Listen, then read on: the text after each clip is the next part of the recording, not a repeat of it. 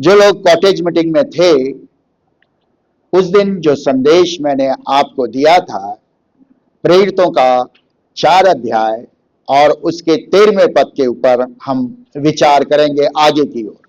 कुछ बातें मैंने उस दिन शेयर की थी और आज कुछ और बातें मैं आपके सामने शेयर करना चाहूंगा।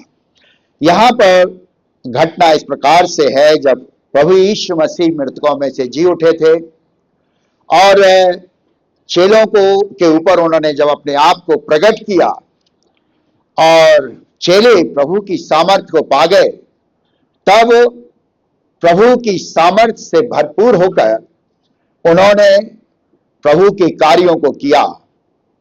और जब वे प्रभु के संदेश को दे रहे थे, तो जो लोग उनके संदेश को सुन रहे थे, जो उनके चारों ओर थे, उनकी बातों को सुनकर उन लोगों ने उन चेलों के लिए क्या कहा, इस पद को पढ़िए। यहां क्या लिखा? जब उन्होंने पतरस और यूहन्ना का साहस देखा और यह जाना कि ये अनपढ़ और साधारण मनुष्य है, तो आश्चर्य किया। फिर उनको पहचाना कि ये यीशु के साथ रहे हैं। क्या लिखा है?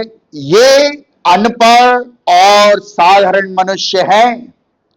अनपढ़ होकर, ज्ञान नहीं है, कहीं स्कूल कहीं कॉलेज नहीं गए हैं, लेकिन इसके बावजूद भी ये इतना उत्तम संदेश दे रहे हैं, उत्तम ज्ञान की बातें कर रहे हैं।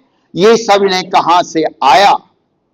उसी के बाद, ये कहने के बाद उन चेलों ने उन लोगों ने कहा इन चेलों के लिए, ये किसके साथ है? यीशु के साथ। मेरे प्रियो, जब आप अपना व्यक्तिगत संबंध यीशु ख्रीस्त के साथ जोड़ लेते हैं, तो आप एक यूनिक व्यक्ति हो जाते हैं। जब आपका संबंध प्रभु यीशु मसीह के साथ जुड़ जाता है, तो आप संसार में एक अलग प्रकार के व्यक्तित्व को लेकर दिखलाई देते हैं। जब आपका जीवन प्रभु यीशु मसीह में चलता है, बढ़ता है, तब आप अलग तरीके से अपने व्यक्तिगत जीवन के अंदर पहचान रखते हैं। और यहां हम इस बात को देख रहे हैं कि चेलों ने अपने जीवन के अंदर इस पहचान को रखा और लोगों ने उनको देखकर ये कहा कि ये यीशु के साथ हैं।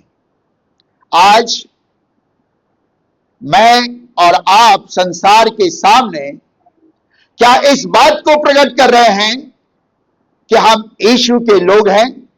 लोग हमें देखकर ये कह रहे हैं कि जीवित परमेश्वर को जानने वाले लोग हैं। ये लोग इस बात को कह रहे हैं कि ये सत्य के मार्ग पर चलने वाले लोग हैं। प्रियो, आज मेरी और आपकी गवाही क्या है?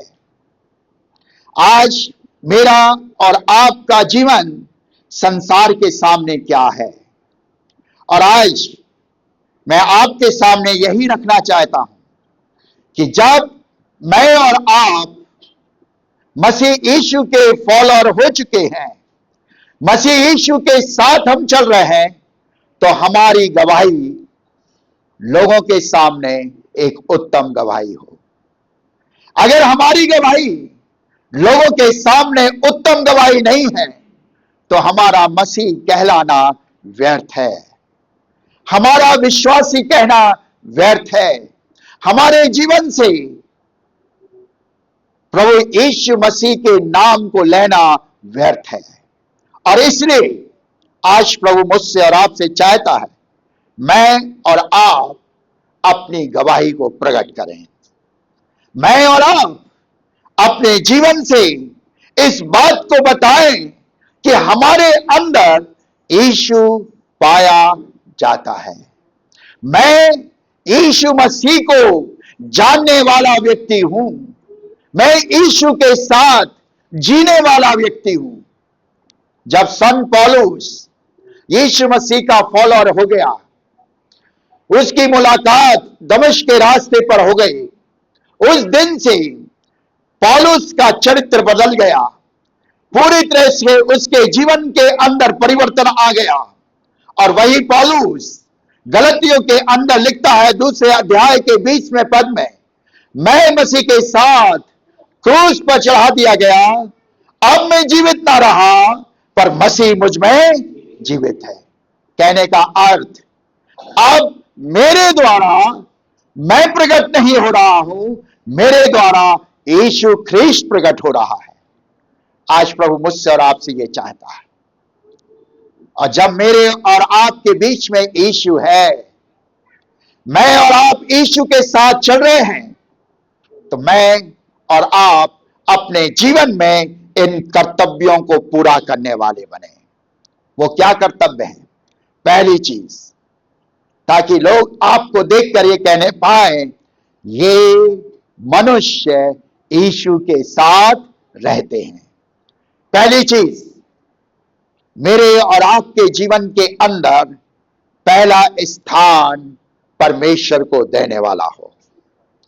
हम किसको स्थान दें? परमेश्वर को।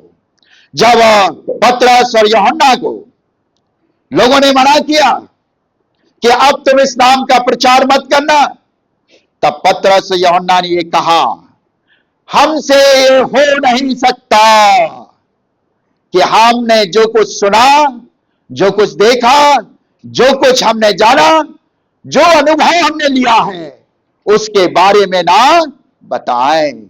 हमें मरना भी पड़ जाए, सच्चाई के लिए जान भी देना पड़ जाए, लेकिन मेरे व्यक्तिगत जीवन में पहला स्थान किसका है? प्रभु का। मेरे प्रियो, तभी तो आप एक सच्ची गवाही को अपने जीवन में रखने पाएंगे। आपके जीवन के अंदर पहला स्थान प्रभु को होने पाए। जब नूह का जहाज अरारात पर्वत पर रुक गया आकर, और देखा कि अब पानी घट गया है, जमीन सूखी हो गई है, नूह अपने पूरे परिवार सहित बाहर निकलकर आता है। और जब बाहर आकर सांस लेता है, तो यह नहीं कहता कि कितना अच्छा समय है, मैं 40 दिन 40 रात रहा, अब तो मैं इस पृथ्वी पर एंजॉय करूंगा, अब मैं और मेरा परिवार किटी पार्टी करेगा, इसके सिवा और कुछ नहीं होगा। क्या ऐसा किया उन्होंने? नहीं। पर क्या किया? प्रथम स्थान किसको दिया? परमेश्वर को। और लिखा है उत्पत्ति के 8वें अध्याय के अंदर 20वें पद में, नूह ने परमेश्वर के लिए वेदी को बनाया। प्रियो, हमारी गवाही हमारे व्यवहार से प्रकट होती है। और मेरे प्रियो, जब आप मसीह के जन हैं, तो आपके जीवन के अंदर पहला स्थान किसको मिलना चाहिए? परमेश्वर को। आपके कामों में पहला स्थान, आपकी खुशियों में पहला स्थान, आपके निर्णय में पहला स्थान, आपके सारे जीवन के अंदर पहला स्थान किसको हो? प्रभु यीशु को। और जब आपके जीवन में पहला स्थान प्रभु को होगा, लोग आपके जीवन को देखकर ये कहने पाएंगे, ये भी प्रभु के लोग हैं, ये प्रभु के साथ रहने वाले लोग हैं। सो हमारे जीवन में पहला स्थान प्रभु को देना है। जैसे यहोशू कनान में प्रवेश हो गया, कनान में प्रवेश होने के बाद वहां के लोगों ने कहा, हम तो यहां के अनुसार को जीवन जीते हैं, लेकिन यहोशू ने क्या कहा? मैं और मेरा परिवार नित्य परमेश्वर की उपासना करेगा। यह है पहला स्थान किसको? परमेश्वर को। जब हमारे जीवन में पहला स्थान परमेश्वर को मिलता है, हमारी टेस्टमनी, हमारी गवाही लोगों के सामने मजबूत और उत्तम होती है। आज प्रभु यही चाहता है। इन अनपढ़, निर्बुद्धि, अज्ञानी चेलों ने अपने जीवन में पहला स्थान किसको दिया? प्रभु यीशु को। और जब पहला स्थान परमेश्वर को दिया, प्रभु ने उन्हें ज्ञान से भर दिया, प्रभु ने उन्हें सामर्थ्य से भर दिया, प्रभु ने उन्हें अपनी शक्ति से भर दिया, और प्रभु ने उस बात को पूरा किया कि मैंने जगत के मूर्खों को चुन लिया है कि वो ज्ञानवानों को क्या करे, लज्जित करे। जब आप पहला स्थान प्रभु को देंगे, प्रभु आपके द्वारा, आपकी निर्बलता में आपको बलवान बनाएगा, आपके अज्ञानता में आपको ज्ञानवान बनाएगा और आपको अपनी महिमा के लिए खड़ा करेगा। और इसलिए पौलुस फिलिपियों के 1:21 में कहता है, जीवित रहना मेरे लिए मसीह और मर जाना मेरे लिए। प्रथम स्थान किसको दे रहा है? परमेश्वर को। अगर मैं जीता हूं तो किसके लिए जीऊंगा?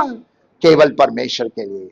अपनी बिजनेस के लिए नहीं, अपने प्रॉपर्टी के लिए नहीं, अपने लोगों के लिए नहीं, पर मैं जीऊंगा तो केवल प्रभु के लिए जीऊंगा। आज प्रभु यही चाहता है। तब तो मैं और आप अपने जीवन में एक सच्ची गवाही को रखते हैं। जैसे इन चेलों को देखकर कहा ये यीशु के साथ थे, वैसे मेरे और आपके जीवन के द्वारा लोग कहने पाएंगे ये जीवित यीशु को मानने वाले लोग हैं। आपको प्रचार करने की जरूरत नहीं पड़ेगी। जब आप पहला स्थान अपने जीवन में प्रभु को देंगे, आपका जीवन लोगों के सामने प्रभु को प्रकट करेगा। दूसरी चीज, जब हम अपने जीवन के अंदर पहला स्थान प्रभु को देते हैं, हमारी उत्तम गवाही बनती है। दूसरी चीज, परमेश्वर का वचन मुझसे और आपसे कहता है, मुझे और आपको अपने व्यक्तिगत जीवन में एक प्रेम के संबंध में बने रहना है। हमारे अंदर एक दूसरे के प्रति प्रेम पाया जाए। मेरे प्रियो, ये वो चेले हैं, खासतौर से पतरस, जब खुदावन यीशु मसीह पकड़वाए जा रहे थे और भीड़ उन्हें पकड़ने के लिए आई, रोमी सैनिक, तब पतरस ने क्या किया? एक की तलवार निकालकर उसके कान को काट दिया। क्रोध उसके जीवन में था, क्रोध के साथ जीवन को जीने वाला। यद्यपि वो प्रभु के साथ रह रहा था, ना केवल क्रोध था, उसके जीवन के अंदर डरपोक जीवन था। और लिखा हुआ है, जब यीशु ने उसे चुना और यीशु के सामने वो कहता मैं तेरे लिए मरने के लिए भी तैयार हूं, तब यीशु ने कहा मेरे मुर्ग के बांध देने से पहले तू मेरा 3 बार क्या करेगा? इनकार कर देगा। और लिखा हुआ है उसने 3 बार यीशु का डर के कारण, कहीं ऐसा ना मुझे भी पकड़ लें, ऐसा नहीं मुझे भी पकड़कर महायाजक के सामने ले जाया जाए, मुझे पकड़कर राजा के सामने ले जाया जाए, मुझे पकड़कर सूली पर चढ़ा दिया जाए, डरपोक। लेकिन जब यीशु मृतकों में से जी उठा, यीशु की सामर्थ को उसने पहचान लिया, यीशु की सामर्थ से परिपूर्ण हो गया, अब उसके अंदर डर समाप्त हो गया और वो बेधड़क होकर प्रभु का प्रचार करता है। प्रेरितों के 2 अध्याय में उसके जीवन के अंदर प्रेम आ गया। और जब हम 4 अध्याय को पढ़ते हैं प्रेरितों की, तो मेरे प्रियो, इन चेलों को पीटा गया था, इन्हें मारा गया था, लेकिन इन्होंने अब क्रोध को प्रकट नहीं किया, वरन इनके अंदर वो प्रेम आ गया। और उस प्रेम के कारण ही वो मसीह यीशु के लिए अपने आप को देने के लिए तैयार हैं। जब आप के जीवन में यीशु आ चुका है, तो आपके जीवन के अंदर प्रेम होना जरूरी है। केवल मुंह से नहीं बोले हम तुमसे प्यार करते हैं, मैं तुम्हारे लिए चांद तोड़ के ले आऊंगा, नहीं, मुंह से नहीं बोले। जब वो बीमार हो, जब वो कठिनाइयों में हो, जब पीड़ाओं में हो, तब आपका प्रेम दिखलाई देगा कितना चांद तोड़कर आप उसके दर्दों में आ रहे हो। उसके पलंग के पास खड़े रहकर तुम उसकी कितनी सेवा कर रहे हो, तब वो प्यार दिखलाई देता है। प्यार केवल शब्दों में नहीं होता, प्यार हमारे व्यक्तिगत जीवन के अंदर प्रकट होना चाहिए, जो यीशु मसीह ने मुझसे और आपसे वास्तविक प्रेम किया। और उसने मुझे और आपको बचाने के लिए स्वर्गीय सिंहासन को छोड़ा, शान शौकत को छोड़ा और सरदूतों की सेवाओं को छोड़ा और वो इस पृथ्वी पर आ गया और मुझसे और आपसे इतना प्यार किया। पौलुस कहता है कि उसने क्रूस की मृत्यु को सह लिया। वो प्यार हमारे अंदर, जो प्यार जब हमारे अंदर होगा, वो प्रेम हमारे अंदर होगा, तो मेरे और आपके द्वारा कौन प्रकट किया जाएगा? यीशु मसीह। इन पतरस और यूहन्ना के अंदर वो प्रेम उमड़ा है। किसके प्रति? लोगों के प्रति। जो संदेश प्रभु ने मुझे दिया है, जो प्रभु ने मेरे जीवन के अंदर आशीष दी है, जो प्रभु ने मुझे बचाया है, मैं उस प्रभु के बारे में बताऊंगा ताकि ये भी लोग बचाए जाए। इसलिए वे निर्बुद्धि और अज्ञानी होते हुए भी प्रभु की ओर से ज्ञान को प्राप्त करने पाए। लोग उनके जीवन को देखकर कहने पाए, ये ज्ञानी इसलिए होने पाए क्योंकि यीशु के साथ हैं। आपका प्यार इस बात को प्रकट करेगा कि आप यीशु के साथ हैं, यीशु के साथ हैं। प्रियो, आज प्रभु यही कहता है मुझसे, आपसे, कि मैं और आप यीशु के प्रेम में रहकर जीवन को जिए और हमें एक दूसरे से प्यार करना है, तब हम यीशु को प्रकट कर सकते हैं। और इसलिए पहला यूहन्ना का 4 अध्याय और 21 पद के अंदर वहां क्या कह रहा है परमेश्वर का वचन? पढ़िए जरा, पहला यूहन्ना 4:21। उससे हमें यह आज्ञा मिली है कि जो कोई परमेश्वर से प्रेम रखता है वो अपने भाई से। क्या कह रहा है? अगर आप परमेश्वर से प्यार रखते हैं तो आपके अंदर आपके भाई के प्रति प्यार होगा, आपकी बहन के प्रति प्यार होगा, आपके पड़ोसी के प्रति प्यार होगा, अपने कलीग्स के प्रति प्यार होगा। जब आपके अंदर प्यार है प्रभु का। यीशु तो यही कहना चाह रहा है। आज प्रभु मुझसे और आपसे कह रहा है, वो अपने जीवन को हमारे जीवन के अंदर चाहता है कि हमारे अंदर वो प्यार आए ताकि हमारी गवाही बने, लोग हमारे जीवन को देख कर ये कहने पाए, ये यीशु के साथ रहते हैं, ये यीशु के साथ रहते हैं। उस प्यार के कारण ही हमारी गवाही प्रकट होगी जो मसीह ने हमसे प्यार किया। इसलिए पौलुस कहता है रोमियो के 13वें अध्याय 8 पद में, आपस के प्रेम को छोड़ और किसी बात के हम कर्जदार। हम किस बात के कर्जदार हैं?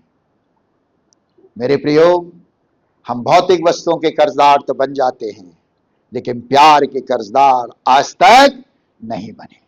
प्रभु चाहता है हमारे जीवन के अंदर मसीहत दिखलाई दे, प्रभु दिखलाई दे, तो वो प्यार हमारे अंदर होना चाहिए। प्यार के द्वारा ही हम यीशु को प्रकट कर सकेंगे। प्यार के द्वारा ही यीशु हमारे जीवन के द्वारा प्रकट किया जाएगा। गलतियों का 5 अध्याय और उसका 6वां पद पढ़िए, क्या कहता प्रभु?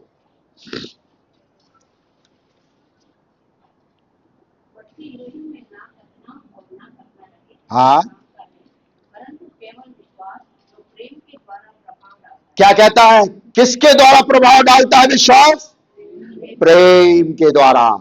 अगर हमारे अंदर प्यार नहीं है तो आप इस बात को भूल जाएं कि आप विश्वासी हैं। केवल लेबल लगाने से विश्वासी नहीं बनेंगे।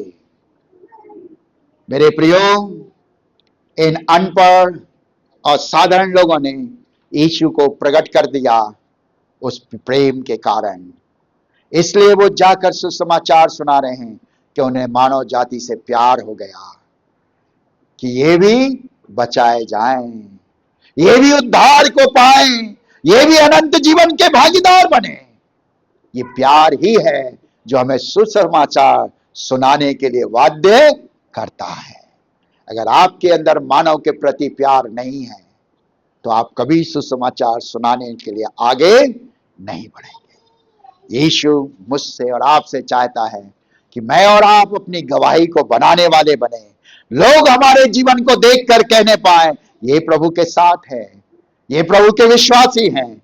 और कैसे प्रकट होगा? प्रेम के द्वारा। तीसरी बात, जब हमारे जीवन के अंदर प्रभु आ जाता है, प्रभु के साथ हम रहने वाले बन जाते हैं, तो हमारे अंदर किसी प्रकार की घृणा नहीं होना चाहिए।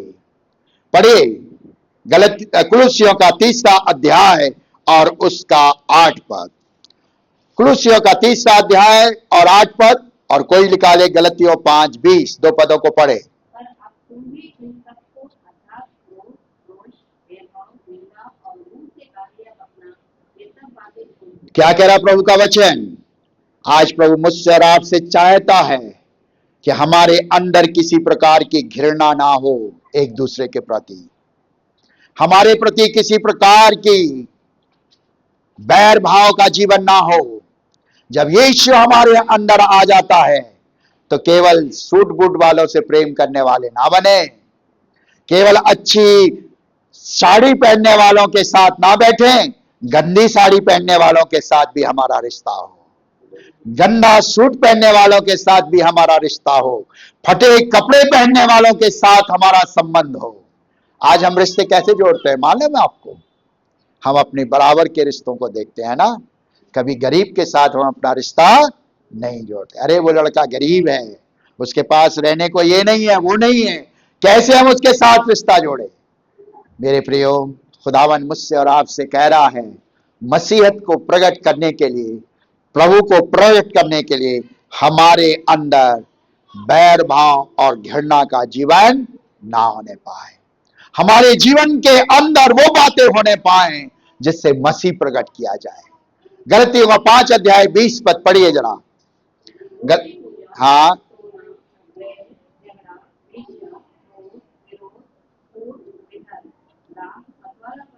डाह है ना, ये मनुष्य के जीवन के अंदर नहीं होना है, घृणा हमारे जीवन के अंदर नहीं होना है। मुझे मालूम है जब मेरी शादी की बात लगी थी, मैं उस समय केवल बाइबल कॉलेज का ग्रेजुएट था, मेरे पास ना कोई पैसा था, ना मेरे पास फ्यूचर था। बस फ्यूचर इतना था कि मैं सेवा करूंगा, इसके अलावा कुछ नहीं था। ना मेरा अपना कोई घर परिवार खुद का बना हुआ, बाप का घर भी था, वो बेच चुके थे, हम किराए पर रहने वाले लोग थे, अपना कुछ नहीं। और जब मेरी बात शादी की लगी, मेरे सास ने ससुर ने रिफ्यूज कर दिया टोटली। 200 रुपए कमाता है, क्या कमाएगा, क्या मिलेगा इसे, क्या होगा, कोई बात करने को तैयार नहीं। मैं और मेरे पिताजी बैठे हैं घर के अंदर, कोई उत्तर देने को तैयार नहीं। मेरे पिताजी ने कहा चलो बेटा ये लोग नहीं है, क्योंकि ये बड़े मकान वाले लोग हैं, और बड़ा मकान वाला बड़े मकान वाले को ही देखता है। ये बात सत्य है, ये बात सत्य है। मेरी पत्नी ने मेरी मदर इन लॉ से कहा, आज भी प्रभु की दया से वो हैं, इस समय लगभग वो 98 की हैं, और कि मुझे वॉलिस से बात करने दो। अनूप ने मुझसे बात की, उसने एक शब्द मुझसे कहा, क्या तुम प्रभु की सेवा करोगे या प्रभु के काम को छोड़कर चले जाओगे? मैंने कहा मैं प्रभु की सेवा मरते दम तक करूंगा और कभी भी पीछे मुड़कर नहीं देखूंगा। मेरे प्रियो, उसने मेरे जीवन की किसी चीजों को नहीं देखा कि मेरे पास पैसा नहीं है, मेरे पास घर नहीं है, मेरे पास साइकिल भी नहीं है, उस जमाना साइकिल का था, कुछ भी नहीं था। उसने कहा मैं तुमसे शादी करने के लिए तैयार हूं। मेरी मदर इन लॉ से बोला, फादर इन लॉ से बोला, मैं वॉलिस के साथ शादी करने के लिए तैयार हूं। मदर फादर सनक रह गए, लड़की क्या बोल रही है। मेरे प्रियो, उसने उन चीजों से प्रेम नहीं किया, पर उन चीजों से प्रेम किया जो प्रभु को महिमा देने वाली मिली। आज हम किन से प्यार करते हैं? भौतिक वस्तुओं से। और मैं आज गर्व से कह सकता हूं मेरी पत्नी मेरे साथ नहीं है, अगर आज जो सेवा है उस पत्नी के द्वारा तैयार की गई सेवा है, वो मेरे दुखों में, मेरे कष्टों में, मेरी सेवाओं में कंधे से कंधा मिला कर रही है और इस सेवा को करने पाया। मसीह इस तरह प्रकट किया जाता है।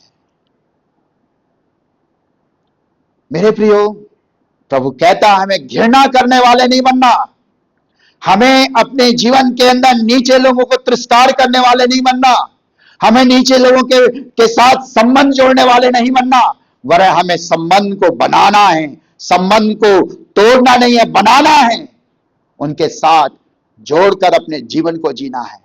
अगर आप नहीं उठाएंगे तो कौन उठाएगा?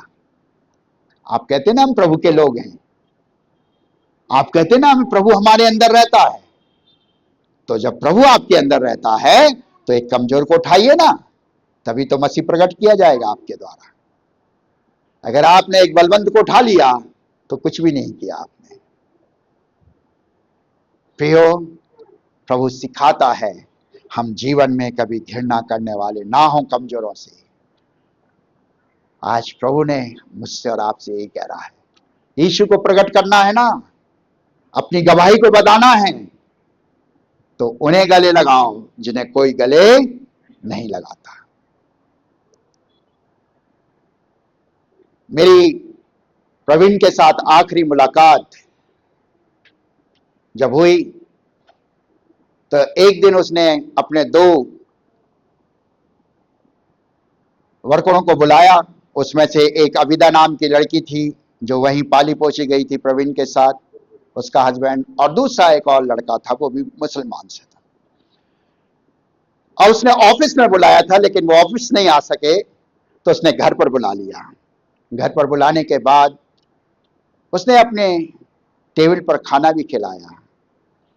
मैं उस लड़के का जो दूसरा लड़का था उसके आव भाव सारे चेहरों को देख रहा था कि इसकी पर्सनालिटी क्या है, इसके काम क्या हैं। ये एक पूरी तरह से लावारिस टाइप का लड़का दिखलाई दे रहा है। जब वो चला गया, मैंने कहा बेटा तुम्हारे यहाँ लड़कियां हैं, जवान बच्चे हैं, डायरेक्ट घर में ऐसे बच्चों को नहीं लाया करो। तब उसने एक बात मुझसे कही, पापा अच्छे लोगों को सब एक्सेप्ट करते हैं, बुरे लोगों को कोई एक्सेप्ट नहीं करता। मैंने इन्हें ऑफिस में बुलाया था, लेकिन जब नहीं आए तो मैंने उन्हें घर में बुला लिया ताकि मैं उनके साथ संगति कर सकूं। मेरे प्रियो, ये बात सत्य है। हम गिरोहों को, ऐसे लोगों को जिन्हें हम बिल्कुल हीन भावना में देखते नहीं एक्सेप्ट कर पाते, और प्रभु हमें वही सिखाता है कि हम किनको एक्सेप्ट करने वाले बने। हेलो, नहीं बोल रहे? क्या बोल रहे हो पादरी साहब? हम तो 5 स्टार वाले को देखना चाह रहे हैं।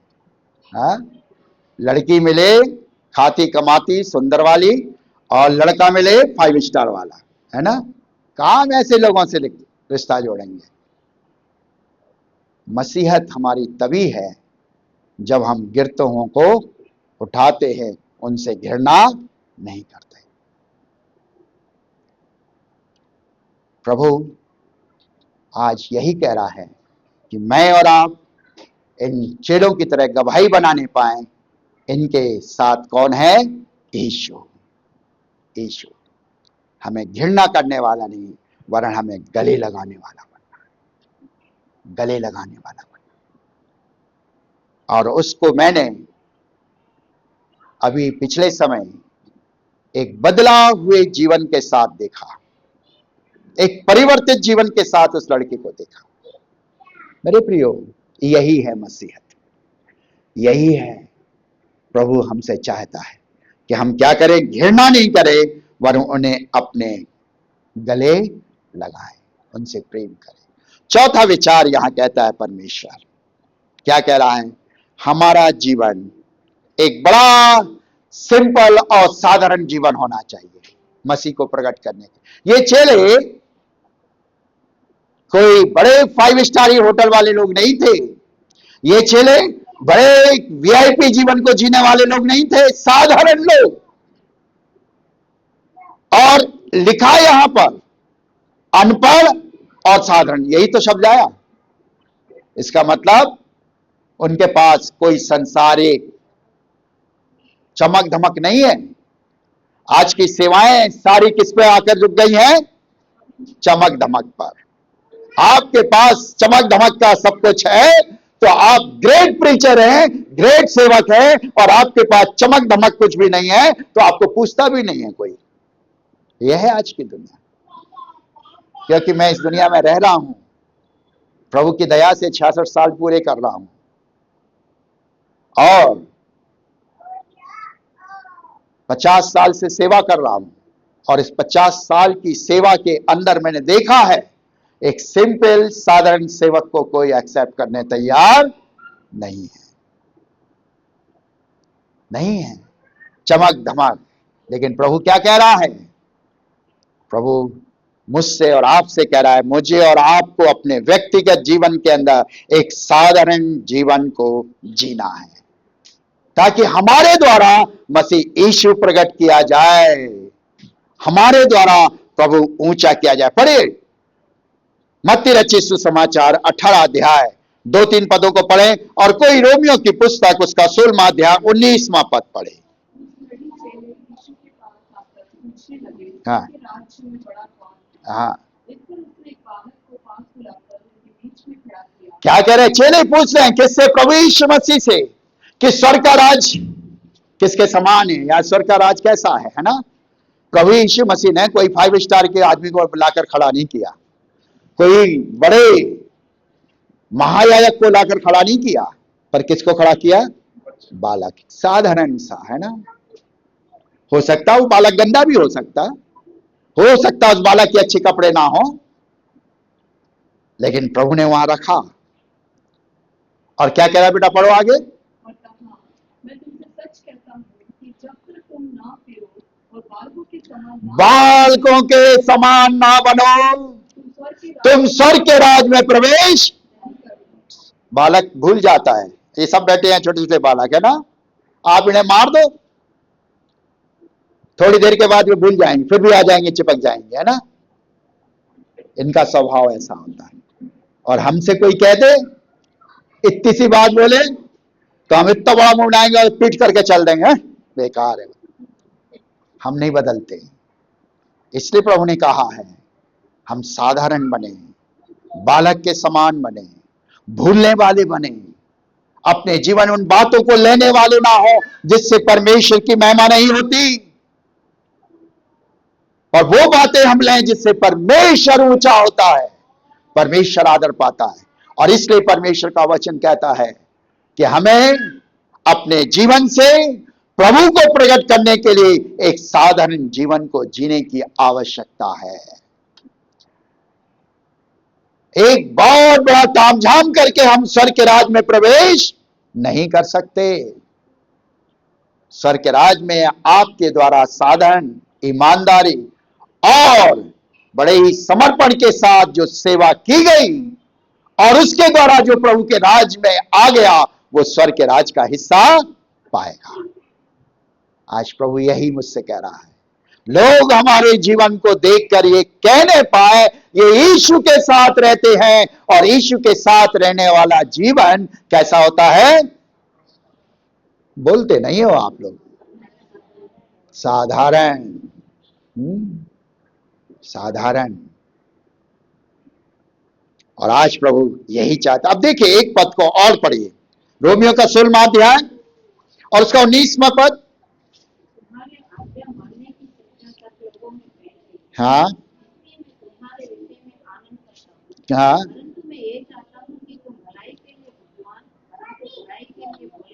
क्या कहता है? कैसा रहो? साधारण जीवन को जियो, भलाई के लिए, भलाई पाने के लिए परमेश्वर चाहता है बुद्धिमानी के साथ हम साधारण जीवन को जीने वाले बने। हमारा प्रभु हमसे प्रकट किया जाए, हमारा प्रभु ऊंचा किया जाए। मूसा कहां रहा? फिरौन के घर में, और फिरौन के घर में 40 साल था, तो उसे तो सारी राजनीति आती होगी। भले वो उसने किया नहीं, लेकिन उसने सब कुछ वहां देखा है। और सब समझता था, लेकिन जब वो अपने ससुर के जानवरों को चरा रहा था, तब परमेश्वर ने उसे दर्शन दिया और दर्शन देकर कहा, तू जा फिरौन के यहां से, मिस्र से जाकर तू अपने लोगों को छुड़ा कर ला। तब क्या कहता है मूसा? है? मैं बोलने में बहुत एक्सपर्ट हूं, भद्दा हूं। कितना नम्र बना, कितना साधारण उत्तर उसका। वो चाहता, कह सकता था, तू सही सिलेक्शन किया प्रभु, मैं तो राजघराने में रहा हूं, लेकिन उसने ऐसा नहीं। मैं साधारण, बोलने में भद्दा हूं। जिस दिन हमारे जीवन के अंदर ये सिंपल जीवन आ जाता है, उस दिन परमेश्वर का आत्मा हम में से ऊपर फ्लो करता है, परमेश्वर का आत्मा हमारे द्वारा प्रकट होता है। लोग हमारे जीवन को देखकर ये कहने पाते हैं, ये हैं जो यीशु के साथ रहते हैं। पतरस यूहन्ना ने अपने जीवन के द्वारा, साधारण जीवन के द्वारा किसको प्रकट कर दिया? परमेश्वर को, यीशु क्रिस्त को। सो हम अपने जीवन में एक साधारण जीवन को जीने वाले। एक और बात, 4 बात हो गई ना, और 4 बात शायद मैंने पिछले मंगलवार को ही बताई थी कि 5 बताई थी, 5 बताई, तो चलो 5 बचा देंगे, ठीक है। सो चौथी बात अब देखिए क्या कह रहा परमेश्वर का वचन, जो हमारे जीवन के अंदर होना चाहिए। हमारे जीवन के अंदर जब यीशु आ जाता है, यीशु के साथ हम रहने लगते हैं, तो हमारे अंदर शीघ्र क्षमाशीलता भी होना चाहिए। ये क्या कह रहे हो अंकल? है ना, कैसे क्षमा करूंगा मैं? है, ये नहीं हो सकता मुझसे, मैं तो रिवेंज लिए बगैर नहीं मानूंगा। ये है आज के विश्वासी का जीवन, है ना। वो बोलकर रिवेंज नहीं देते, लेकिन एक्शन से बता देते कि वो हमारे से रिवेंज लेने के लिए तैयार हैं। प्रभु का वचन कह रहा है, जब यीशु के साथ हम रहने लगे हैं, यीशु हमारे जीवन के अंदर आ गया है, यीशु का जीवन हमारे जीवन में समा गया है, तो हमारे अंदर क्षमा करने की आत्मा पाई जाए। और जब क्षमा करने की आत्मा होगी, तब तो आप कहने पाएंगे, सुनने पाएंगे, ये भी मसीह है, ये भी मसीह है, ये भी प्रभु के लोग हैं, ये भी परमेश्वर के लोग हैं।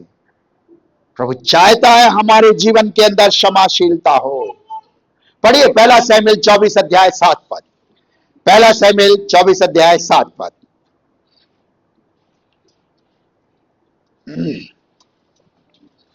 इसी बातें कहकर हाँ, दाऊद ने अपने जनों को समझाया और उन्हें साउल पर आक्रमण करने को उठने ना दिया। क्या कह रहा परमेश्वर का वचन? शाऊल दाऊद का दुश्मन बन गया, और दाऊद के हाथों में 2 बार शाऊल आ गया।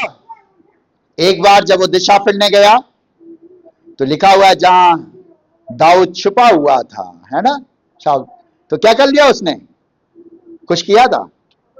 हाँ, कपड़ा काट लिया था, उसका कुर्ता काट लिया था। दूसरी बार जब छावनी में सो रहा था, चारों तरफ सैनिक थे, बीच में शाऊल था, दाऊद जाकर उसके पानी की बोतल और क्या ले आया है? अरे बोलो भाई, कहते हो कितनी बाइबल पढ़ते हो आप लोग, ये पता पड़ रहा है ना। प्रियो, ऐसे विश्वासी नहीं बनो, कुछ अपने अंदर रखने वाले बनो। मेरे प्रियो, वो अपनी पानी की बोतल लेकर आ गया, उसका भाला भी ले आया है? चाहता तो उसे मार सकता था, लेकिन वो परमेश्वर से प्यार करता था, और परमेश्वर की आत्मा ने उसे क्षमा करना सिखाया। जब हम कहते हैं यीशु हमारे अंदर आ गया, है ना, और बड़े गाना भी गाते, पवित्र आत्मा आ बुलाते रहते, रोज बुलाते। आ गई वो तो आपके अंदर। जिस दिन आपने अपने पापों से पश्चाताप किया, जिस दिन आपने अपने पापों को मान लिया, जिस दिन आपने अपने पापों को प्रभु के चरणों में रख दिया, उसी दिन होली स्पिरिट आपके अंदर एंटर कर गई, उसी दिन। तभी तो आप बदलने पाए, आप अपने आप से नहीं बदल सकते, मैं अपने आप से नहीं बदल सकता था, मुझे किसने बदला? पवित्र आत्मा ने। और जब पवित्र आत्मा हमारे अंदर आ चुकी है तो हमारे अंदर क्षमा की आत्मा होना जरूरी है।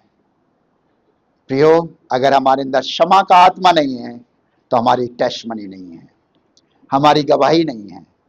आज मसीहत क्यों बदनाम है? आज प्रभु को महिमा क्यों नहीं मिल रही? क्योंकि हमारे अंदर वो क्षमा का आत्मा नहीं है।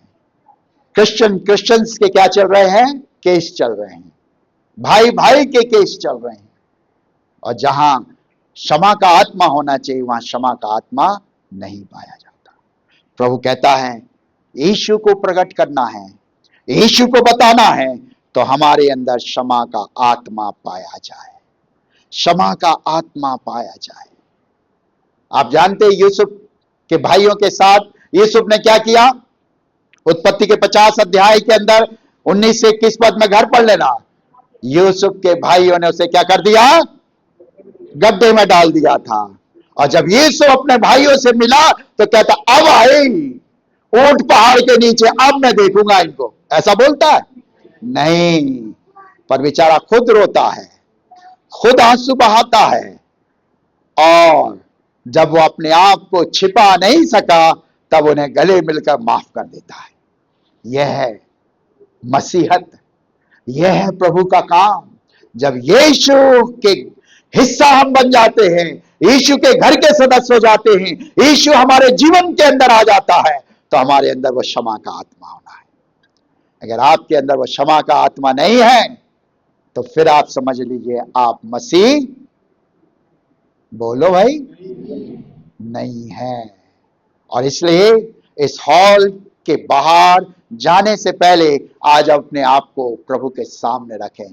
प्रभु, मेरे द्वारा आप महिमा पाएं, और जब मैं अपने जीवन को जीता हूं तो मेरे जीवन के द्वारा प्रभु लोग ये कहने पाए ये मसीह है, ये मसीह के साथ रहते हैं, ये मसीह को मानने वाले लोग हैं, ये मसीह के साथ चलने वाले। अंतिम और आखिरी बात, अगर आज आप चाहते हैं कि हमारी गवाही परमेश्वर की महिमा का कारण बने और हमारे जीवन से प्रभु ऊंचा किया जाए, लोग ये कहने पाए ये भी प्रभु यीशु के साथ थे हैं, तो प्रभु चाहता है हमें हमेशा दयालु बनना है। क्या बनना है? दयालु।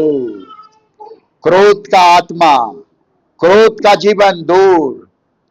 खुदावन यीशु मसीह ने जैसे हम पर दया की है, प्रभु चाहता है हमारे अंदर भी दया का जीवन पाया जाए। और देखिए कैसा परमेश्वर का वचन कहता है, 2 पदों को पढ़िए।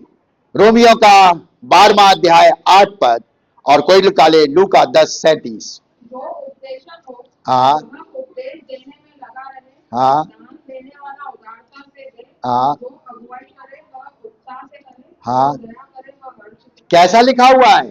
जो दया करे वो किससे करे? आनंद से, है ना? कुड़कुड़ा के नहीं, बुड़बुड़ा के नहीं। घर में सास बीमार हो गई तो 50 बातें सुना सुना के दवाई नहीं खिलाना है, चाय नहीं देना, रोटी नहीं देना, पर प्यार से, आनंद के साथ। और जब आप प्यार से उसकी सेवा करेंगे, दया के साथ आप उसकी सेवा करेंगे, तो आप ब्लेस्ड किसके द्वारा होंगे? सास के द्वारा नहीं, प्रभु के द्वारा। अगर आपका ससुर खांस खांस के रात खराब कर रहा है तो आप उसे कुड़कुड़ाए नहीं, दरवाजे के बाहर नहीं कर दें, पर उसके लिए आप सेवा करें, प्रार्थना करें प्यार से। आप उठकर 50 दफे उसे पानी पिलाएं, 50 दफे दवा दें, क्योंकि अब आप मसीह के हैं। और जब आप मसीह के हो गए हैं तो क्या कह रहा? मसीह को कैसा होना है? दयालु। क्रोध नहीं, क्रोध नहीं। बहुत सी बहुएं बैठी हैं यहां पर, बहुत सी बेटियां बैठी हैं, बहुत से बेटे हैं, आपके पास भी बुजुर्ग लोग हैं, और नहीं है तो आगे आप बनेंगे, किसी की बहू ऐसा सर होगा, किसी की सास होगी, है ना? तो अगर आप चाहते कि आपके लोग आशीषित हों, तो आपको मसीहत वहां प्रकट करना है। जब आपने प्रभु को जान लिया है तो आपके अंदर वो दया का आत्मा पाया जाए। दया का आत्मा, सांस कितनी कुड़कुड़ाती, कुड़कुड़ाने दो, उसके लिए दुआ करो, उससे प्रेम से बोलो, उसके साथ प्रेम का व्यवहार करो। ससुर कितना ही कुछ कहता हो, कहने दो, आप मसीह के हो गए हो और आपको उसके पर दया करना है, उसके लिए प्रार्थना करो। ये प्रभु मुझसे और आपसे कह रहा है, ऑलवेज बी काइंड, है ना, हमेशा हमें दयालु बनना है। पढ़िए लूका का 10 अध्याय 37 पद। उसने कहा, हाँ, भाई जिसने उस पर दया की, यीशु ने उससे कहा, जा तू भी ऐसा ही कर। क्या कह रहा परमेश्वर का वचन? मेरे प्रियो, आज हमारा जीवन क्या है? दया का जीवन नहीं है। और यहां पर हम देखते हैं एक व्यक्ति था जो यरूशलेम से यरीहो की ओर जा रहा था, ठीक है ना। रास्ते में लोगों ने मारा पीटा, आदबुरा मार के चले गए। 3 व्यक्ति निकले, 2 तो बड़े बड़े ठेकेदार हैं, बड़े चौकीदार धर्मात्मा लोग, और दोनों मुकर कर चले गए। तीसरा है साधारण व्यक्ति, सामरी, जिसे कोई पसंद नहीं करता, वो वहां पर आया और उसने दया को प्रकट किया और लिखा उसके घावों को धोया, उसे उठाया, अपनी सवारी पर बैठाया और जाकर हॉस्पिटल भी छोड़ दिया और कहा कि इसकी देखभाल करना। यह है मसीहत। यह है जब प्रभु हमारे जीवन में आ जाता है तो हमें इस तरह के जीवन को जीना है, ताकि आपके द्वारा कौन प्रकट किया जाए? प्रभु प्रकट किया जाए। इन चेलों ने अपने जीवन से किसको प्रकट किया? प्रभु को प्रकट किया। लोग इनको देखकर ये कहने पाए कि इनके साथ कौन रहता है? यीशु रहता है। आज मुझे और आपको देखकर लोग कहने पाए मेरे साथ यीशु रहता है, और इसलिए हम पहला स्थान किसको दें? परमेश्वर को। हम एक दूसरे से क्या करें? प्रेम करें। हम अपने जीवन के अंदर एक दूसरे के साथ क्या करने वाले बने? घृणा करने वाले ना हो। हम अपने जीवन के अंदर एक साधारण जीवन को जीकर बहुतों को प्रभु के पास लाने वाले बने। हम अपने जीवन में क्षमाशील हों, क्षमा करने वाले बने, और हम अपने जीवन के अंदर दयालु हों। और जब ये जीवन होगा तो लोग कहने पाएंगे ये लोग भी किसके साथ है? यीशु मसीह के साथ। प्रभु आप सबकी सहायता करे और आप अपने व्यक्तिगत जीवन के द्वारा यीशु मसीह को प्रकट करें। ये समय जो है बड़ी बड़ी कन्वेंशन, बड़ा बड़ा सड़कों पर जाकर प्रचार करने का नहीं रह गया, लेकिन ये जो समय है मेरा और आपका जीवन प्रकट करने का है। और जब मेरे और आपके जीवन में यीशु है तो हमारे अंदर ये गुण आए और आप इन कठिन समय में उत्तम प्रचार करते हुए बहुतों को प्रभु के राज में लाने पाएंगे।